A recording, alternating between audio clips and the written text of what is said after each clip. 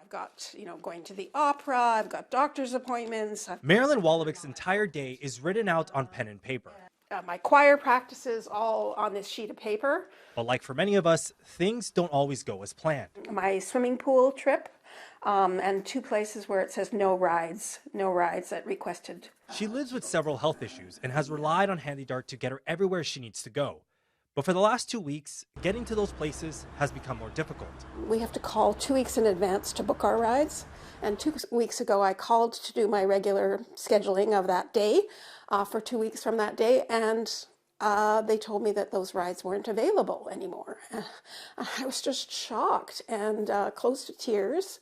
Marilyn was using the service daily, up to 4 times on some occasions. Now, she sometimes spends half an hour on the phone just booking a ride that doesn't always work out for her. I have a sleep lab test this week. Normally, I could just call and say my appointment's at 8:15, and they work around it. They figure out how to get you there in time.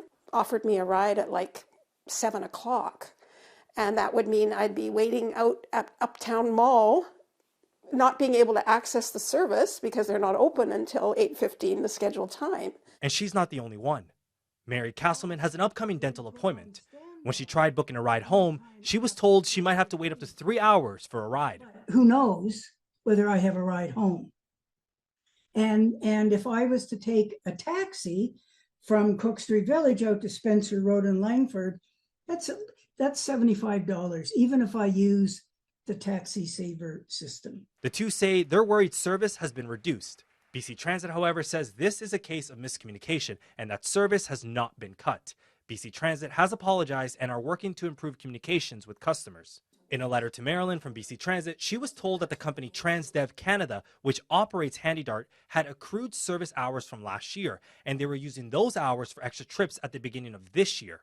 Check News has contacted Transdev Canada for more information. But until that service improves, riders are hoping answers come their way soon so that they can go back to living instead of just planning.